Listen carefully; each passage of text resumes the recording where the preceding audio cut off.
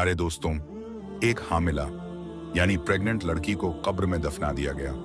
फिर जो हुआ यह जानकर आपकी रूह कांप जाएगी प्यारे दोस्तों। इस सब कमोज वाकये को जानने के लिए हमारे साथ आखिर तक जरूर रहिएगा, क्योंकि यह खासकर हमारी माँ बहनों के लिए एक सबक है। सरफराज नाम का एक शख्स यह बताता है कि आज से तकरीबन 5 साल पहले की बात है।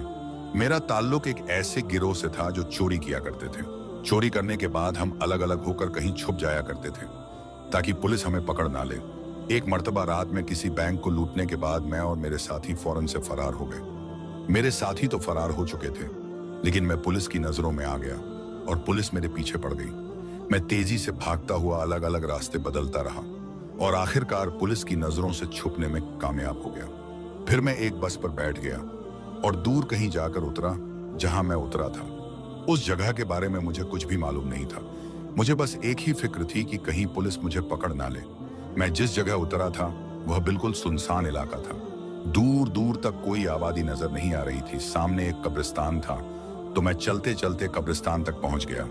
आसमान में चौवियों का चांद चमक रहा था, जिसकी वजह से सब कुछ साफ साफ दिखाई दे रहा था।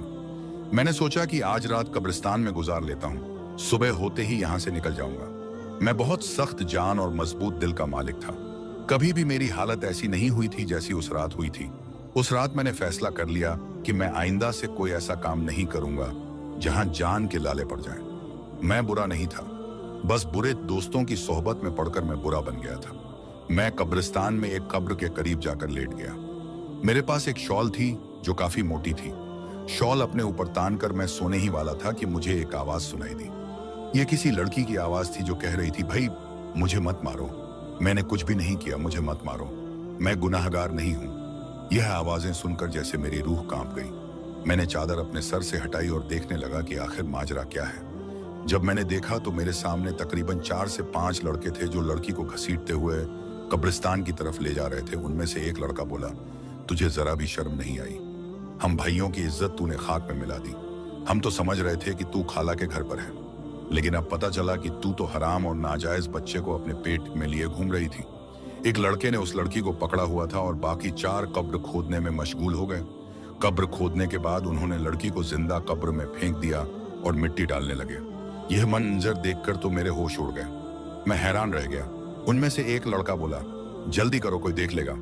उन्होंने जल्दी जल्दी लड़की को जिंदा कब्र के अंदर दफन कर दिया और वहां से चले गए। लड़की को कब्र में जिंदा दफन करने के बाद वह सब वहां से भाग चुके थे। मैं एकदम से अपनी जगह से उठा, उस कब्र के करीब गया और जल्दबाजी में वह लोग कुदाल वहीं पर छोड़कर भाग गए थे। मिट्टी से उस कब्र को दोबारा खोदना शुरू कर दिया, क्योंकि मैंने देखा था कि उसे जमीन में दफन किया गया था। मेरी पूरी कोशिश ये थी कि मैं उस लड़की को कब्र से जिंदा बाहर निकाल लूं। जब उस लड़की की चीख की आवाज कब्र के अंदर से मुझे सुनाई दे रही थी तो मुझे हौसला हुआ कि वह लड़की अभी तक जिंदा है। मैं अपनी पूरी ताकत लगा रहा था कि जल्दी से कब्र को खोद सकूं। मैं कोई नेक इंसान नहीं था, एक आम सा आदमी था, लेकिन मेरी जगह कोई भी होता तो जिंदा दफन होने वाली लड़की को निकालने की कोशिश जरूर करता। मेरे ख्याल से कोई भी इतना बेजीर नहीं हो सकता जितना उस लड़की के भाई थे। किसी को जिंदा कब्र में दफन करना, यह भला कहाँ की इंसानियत थी। मैं कब्र को खोल रहा था और मैंने कब्र में एक सुराख भी कर दिया था ताकि लड़की तक ऑक्सीजन आसानी से पहुंचती रहे। लेकिन अचानक ही उस लड़की की चीखें बुलंद हुई तो मेरी जान निकल गई। मुझे लगा वह मर गई है। मैंने उसकी आवाज सुनने की कोशिश की। मेरा पूरा जिस्म कांप रहा था। थोड़ी देर तक कोई आवाज ना आई तो मुझे मायूसी होने लगी, लेकिन मेरी हैरत की इंतहा ना रही जब अचानक से कब्र के अंदर से एक बच्चे के रोने की आवाज सुनाई देने लगी। मैं परेशान हो गया। बच्चे की आवाज कहां से आ रही है और कैसे आ रही है? कब्र के अंदर तो एक लड़की थी, तो फिर यह बच्चा कहां से आया? मैं डरने वालों में से नहीं था, लेकिन उस वक्त मैं बहुत ज्यादा डर गया था। अब मुझे लड़की के कराने की आवाज भी सुनाई दे रही थी, यानी लड़की अब तक जिंदा थी। मैं खौफजदा तो बहुत था, लेकिन जो भी था मुझे कब्र खोदनी थी और लड़की को बाहर निकालना था। मैंने एक बार फिर से अपने अंदर हिम्मत जमा की, लेकिन जैसे ही कब्र मुकम्मल तौर पर खुली तो मुझे ऐसा लगा जैसे मेरे पैरों तले से जमीन सरक गई हो, क्योंकि कब्र में एक पैदा हुआ बच्चा पड़ा था और वह लड़की निढाल सी कब्र में पड़ी हुई थी। मुझे यह समझने में कोई लम्हा भी ना लगा कि वह लड़की हमल से थी और उसने कब्र में बच्चे को जन्म दिया है। मैंने हिम्मत करके उस लड़की को और उसके बच्चे को कब्र से बाहर निकाला।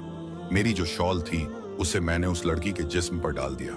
लड़की की हालत खराब थी, और वह तकलीफ में थी और वह बच्चा मुसलसल रोए जा रहा था। मेरी कुछ भी समझ में नहीं आ रहा था कि आखिर मैं क्या करूं। अचानक हाईवे पर मुझे एक वैन आती हुई न नजर आई। मैंने उस बच्चे और मां को छोड़कर जल्दी से हाईवे की तरफ दौड़ा। मैंने वैन को रोकने का इशारा किया। पता नहीं कैसे, लेकिन इतनी रात में भी वह लोग रुक गए, लेकिन वह खौफजदा थे।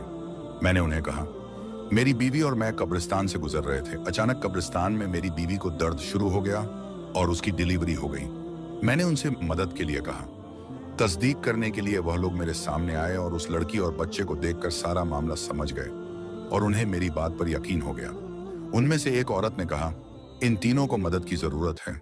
वाकई यह लोग बहुत बड़ी मुसीबत में हैं। कार वालों ने हमारी मदद की और उस लड़की और बच्चे को अस्पताल ले गए। बैंक से मैंने जो चोरी की थी उसका हिस्सा अपने साथियों से मांगा तो उन्होंने मेरा हिस्सा मुझे दे दिया। मैं लड़की को उस जगह ले आया जहां मैं खुफिया तौर पर रहा करता था। जब उस लड़की की हालत संभल गई तो मैंने उससे सारा मामला पूछा। उसने अपनी कहानी बताना शुरू की और बताया कि मेरा नाम जुलेखा है, मैं एक नेक लड़की थी। एक दिन अचानक कॉलेज से वापस आते हुए एक लड़का मेरे पीछे लग गया और उसने मुझे एक खत दिया जिसमें लिखा था कि वह मुझसे बहुत मोहब्बत करता है। उसका नंबर भी नीचे लिखा हुआ था। पहले तो मैंने साफ उसे इनकार कर दिया, लेकिन पता नहीं क्यों शैतान ने मुझे शायद बरगला दिया था और एक कमजोर लम्हे की जिद में आकर मैंने उसके मोबाइल पर कॉल कर दिया और यूं हमारा राब्ता हो गया। फिर बात मुलाकातों तक पहुंची। मेरे 5 भाई थे।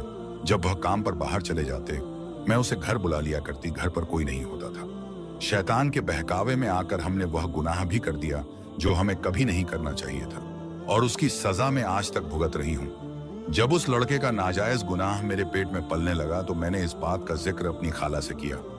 मेरी खाला ने मुझे बहुत बातें सुनाई, लेकिन उन्हें अपनी इज्जत बचानी थी, इसलिए वह मुझे डॉक्टर के पास ले गई। लेकिन पानी सर से ऊपर गुजर चुका था। डॉक्टर ने कहा, अब हमल जाया नहीं हो सकता, वरना लड़की की मौत हो जाएगी। मैंने उस लड़के से राब्ता किया और कहा कि अपना रिश्ता मेरे घर भेज दे। तो उसने कहा, यह बच्चा ना जाने किसका है और मैं उस पर इल्जाम लगा रही हूं और मुझ जैसी बद किरदार लड़की से वह कभी शादी नहीं कर सकता। अब मामला संगीन हो चुका था। मेरी खाला ने कहा, अगर तुम्हारे भाइयों को इस बात के बारे में पता चल गया तो तुम जान से जाओगी। खाला ने मेरे भाइयों को मेरी बीमारी की झूठी कहानी सुनाई और कहा कि वह मुझे अपने साथ ले जा रही है। मेरे भाइयों ने कहा, यह हमारा खाना वगैरह बनाती है, हम इसके बगैर कैसे गुजारा करेंगे। हम दिन को काम पर चले जाते हैं, पीछे से यह घर संभालती है। खाला ने कहा, यह बीमार है, तुम लोग शादी कर लो। अगर तुम्हें घर में काम करने वाली चाहिए तो ना जाने मेरी खाला ने कैसे मेरे भाइयों को राजी किया और मुझे अपने साथ लेकर अपने घर आ गई। खाला के घर में उनकी बेटी और एक बेटा रहता था।